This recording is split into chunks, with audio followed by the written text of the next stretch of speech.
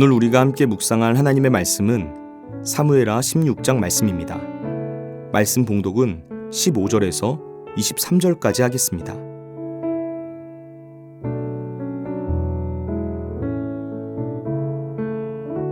압살롬과 모든 이스라엘 백성들이 예루살렘에 이르고 아히도벨도 그와 함께 이른지라.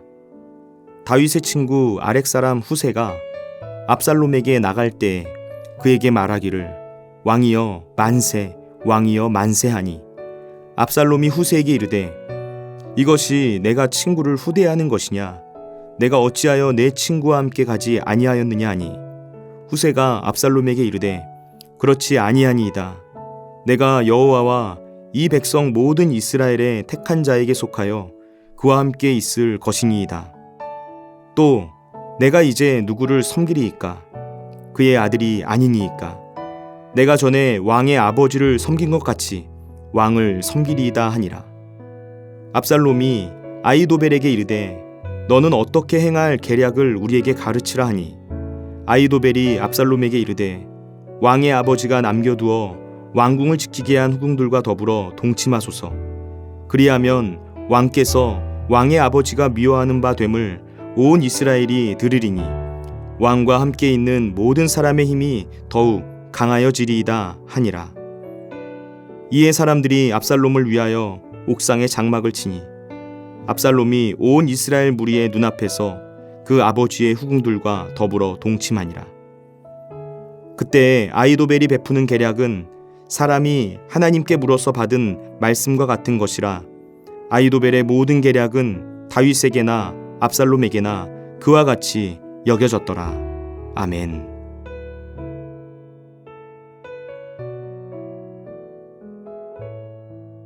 압살롬의 목표는 아버지 다윗과 관계를 회복하는 것이 아니었습니다. 압살롬은 아버지의 자리를 노렸습니다. 압살롬은 용이 주도한 사람입니다. 왕위를 찬탈하기 위해 무려 4년이라는 시간을 준비했습니다. 그리고 때가 무르익었다고 생각되자 아버지 다윗에게 칼을 겨누면서 반란을 일으킵니다.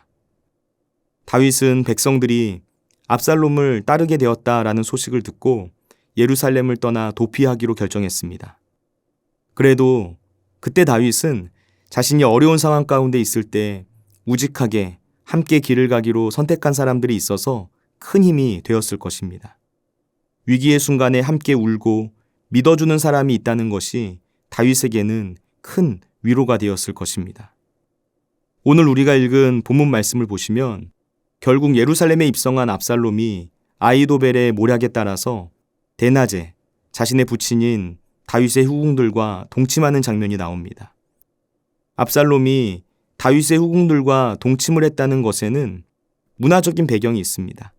당시 근동에서는 관례적으로 왕위를 빼앗은 자들이 이전 왕의 처첩을 취하면서 왕위를 장악했다는 표식으로 삼았었습니다. 다윗의 피난 행렬이 바후림을 지나서 요단강 근처에 은신하게 되었을 때 압살롬은 그를 지지하는 모든 이스라엘 백성과 함께 예루살렘에 들어옵니다. 여기에는 이스라엘의 최고의 지략가인 아히도벨도 있었습니다. 그리고 그때 예루살렘에 먼저 와 있었던 후세가 압살롬에게 찾아와서 그의 신복이 되겠다고 이야기를 합니다.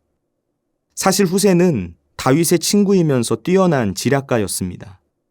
다윗이 압살롬을 피해서 피난길에 오르게 되었을 때 후세 역시 그 행렬에 함께 하려고 나섰지만 그때 다윗이 후세를 예루살렘으로 돌려보냈습니다. 왜냐하면 다윗이 후세가 압살롬의 충신이 된 척하면서 자신을 돕도록 조치를 내린 것입니다. 쉽게 말하면 예루살렘에 자신의 신복을 심어둔 것이죠. 압살롬에게 있어서 후세가 자신을 찾아온 것은 놀라운 일이었습니다. 아히도벨의 경우에는 압살롬이 직접 자신의 모사가 되어달라고 요청을 했습니다. 아히도벨은 밧세바의 할아버지인데요. 압살롬이 보기에 아히도벨의 이런 배경은 다윗을 배반할 수 있을 만한 충분한 사연이라고 판단할 수 있었던 것 같습니다. 하지만 다윗과 아주 가까운 사이인 후세가 다윗을 배반한다는 것, 이건 사실 놀라운 일이었습니다. 압살롬은 후세의 항복을 내심 반기면서도 도대체 그가 왜 다윗을 배반하고 자신에게 온 것인지 그 동기가 무척이나 궁금했을 것입니다.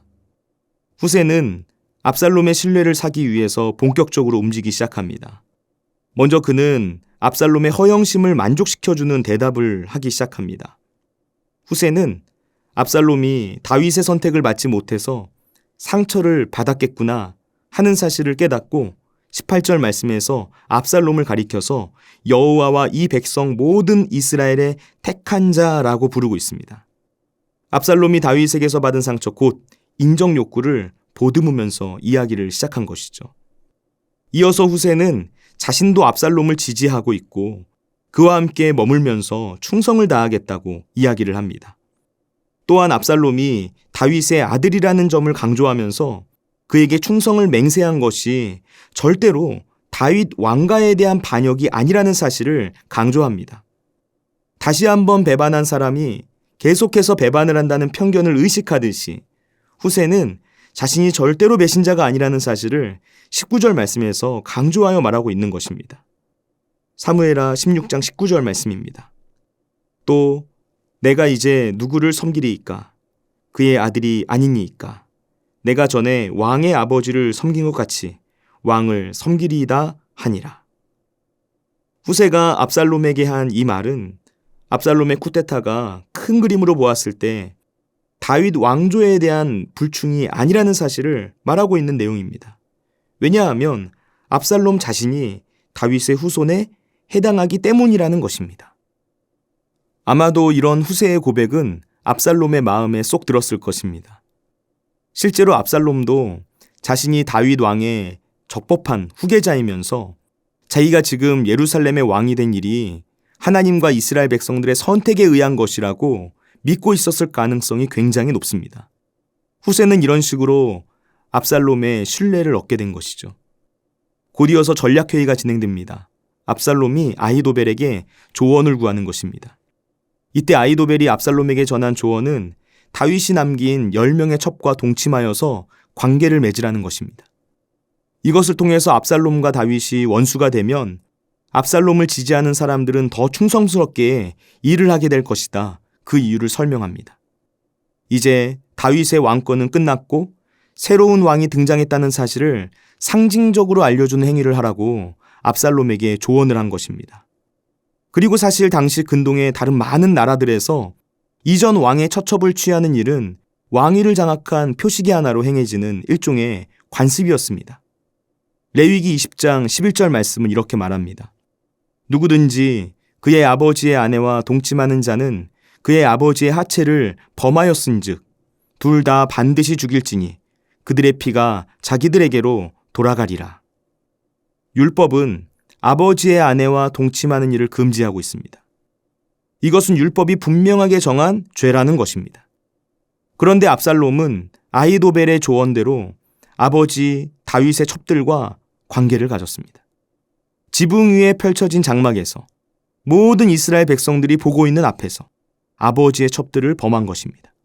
이것을 통해서 민심을 완전히 자신에게 돌릴 수 있다고 판단해서 열방의 왕들이 하던 관습대로 이 모든 일들을 행한 것입니다. 하나님의 말씀을 어기면서까지 말이죠. 여러분, 이 장면을 잘 생각해 보시기 바랍니다. 압살롬이 이스라엘 모든 백성들이 다 보고 있는 앞에서 다윗의 10명의 첩과 관계를 맺는 이 장면. 마치 다윗이 밧세바를 범했던 사건을 연상시키는 것만 같습니다. 왕궁의 지붕 위에 장막을 설치하고 거기에서 압살롬이 다윗의 후궁들과 동침을 했는데요. 그 장막을 설치한 장소가 다윗이 밧세바를 지켜보았던 바로 그 지붕이었습니다. 더욱이 다윗의 첩과 동침하라고 압살롬에게 조언한 사람은 밧세바의 할아버지인 아히도벨입니다. 지금 다윗에게 주어진 고난이 단순한 고난이 아니구나 하는 것을 알 수 있게 만들어주는 장면인 것이죠. 다윗이 지은 죄에 대하여 하나님께서 선고하신 심판의 말씀이 이루어진 사건이라는 걸 알 수 있게 만들어주는 장면이라는 것입니다. 여러분, 인생은 선택의 연속입니다. 지금까지 내가 내린 많은 선택들이 쌓이고 또 쌓여서 오늘의 내가 있게 된 것입니다. 지금 나라는 사람의 성품과 가치관과 같은 많은 것들이 내가 내린 선택의 결과라는 사실을 기억해야 합니다. 그래서 우리는 아무리 작은 선택 하나라도 중요하게 생각하면서 그 모든 것이 하나님께서 원하시고 기뻐하시는 선택이 될 수 있도록 늘 주님께 초점을 맞추면서 살아가야 한다는 것입니다. 다윗의 인생을 보시기 바랍니다. 그의 한순간의 잘못된 선택 하나가 인생의 뼈아픈 고난과 고통의 순간을 남기게 되었습니다. 이후로 나오는 말씀들을 보시면 압살롬의 잘못된 선택이 잠깐 형통하는 것 같았던 그의 반란을 완전히 무너뜨리게 되었구나 하는 사실을 알 수가 있습니다. 압살롬의 반란이 일어났을 때 원래 다윗의 주변에 있던 사람들의 선택을 눈여겨보시기 바랍니다. 그들은 모두 선택해야만 했습니다. 압살롬의 편에 설 것인가? 아니면 끝까지 다윗의 편에 서서 충성할 것인가? 그들의 이 작은 선택이 훗날 그들의 생사를 가르는 결정적인 선택이 되었다는 것이죠. 오늘 우리는 어떤 선택을 하고 있습니까? 오늘 나에게 주어진 작은 선택의 순간에도 하나님의 마음을 알고 하나님의 뜻을 구하며 나아가고 있는지 우리의 모습을 돌아보아야 합니다. 기도하겠습니다. 우리를 사랑하시는 하나님 아버지, 이 세상을 살아가는 모든 시간 속에서 하나님께서 기뻐하시는 선택을 하게 하여 주옵소서. 나의 생각과 욕심으로 결정하지 않도록 인도하여 주옵소서. 조용히 하나님의 뜻을 물으며 주님께서 원하시고 기뻐하시는 일에 온전히 순종하게 하옵소서. 죄를 안일하게 생각하지 않도록 인도하여 주옵소서. 주님께서 우리의 죄를 용서하여 주시고 품어주신다고 해서 나태하고 안일한 태도로 죄를 대하지 않도록 인도하여 주옵소서. 죄가 지니고 있는 악한 영향력을 생각하면서 세상과 다른 거룩한 삶의 길을 걸어갈 수 있도록 깨어 기도하게 하여 주옵소서. 오늘도 우리와 함께 하시는 예수님의 이름으로 기도드립니다. 아멘. 하늘에 계신 우리 아버지, 아버지의 이름을 거룩하게 하시며 아버지의 나라가 오게 하시며 아버지의 뜻이 하늘에서와 같이 땅에서도 이루어지게 하소서. 오늘 우리에게 일용할 양식을 주시고 우리가 우리에게 잘못한 사람을 용서하여 준 것 같이 우리 죄를 용서하여 주시고 우리를 시험에 빠지지 않게 하시고 악에서 구하소서. 나라와 권능과 영광이 영원히 아버지의 것입니다. 아멘.